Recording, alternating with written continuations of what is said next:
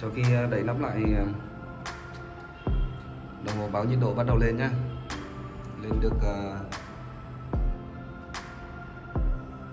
hơn 100 độ, 150 độ rồi.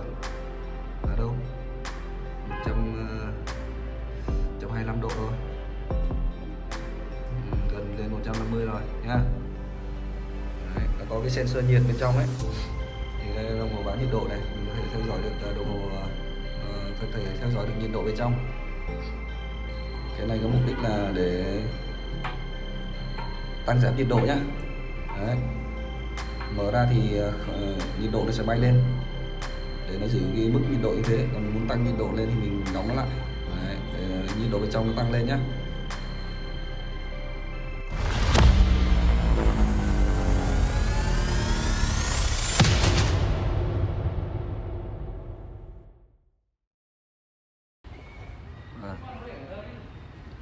Xin chào anh em nhé.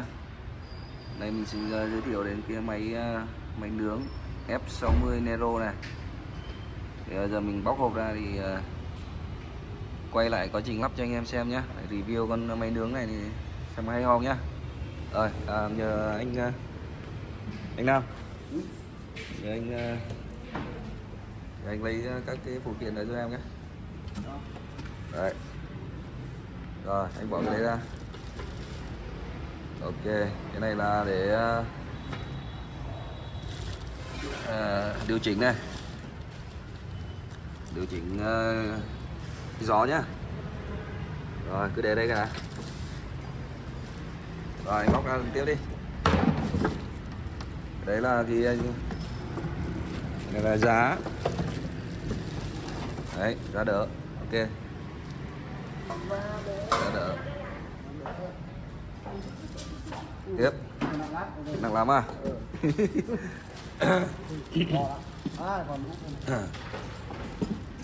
Cái đây là cái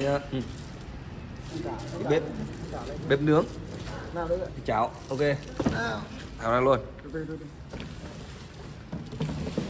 Rồi này mình sẽ review cái bếp nướng này cho anh em xem nhá.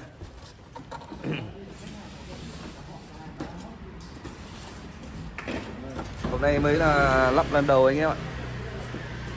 Hôm nay mới được nhìn thấy. Rồi anh cứ bỏ ra đi, tí mình tính mình xem sau. Kiểu gì chả lắp được đúng không? Chắc chắn nó sẽ có cái hướng dẫn.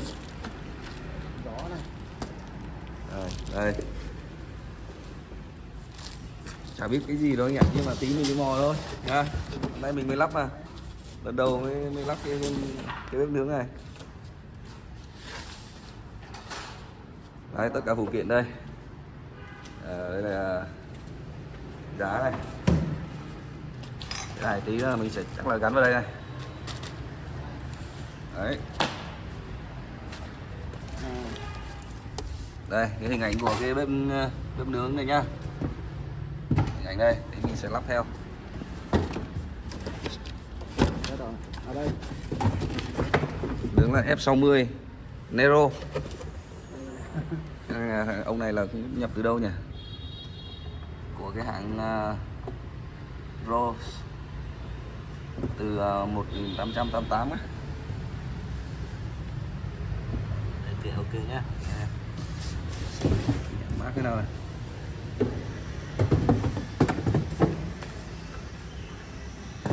Hết rồi anh, trong này hết à?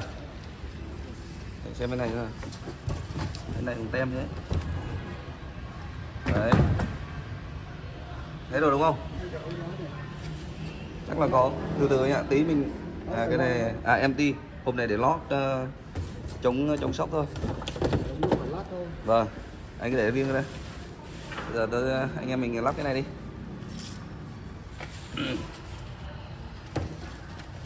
Đây, hộp này có phụ kiện nhá.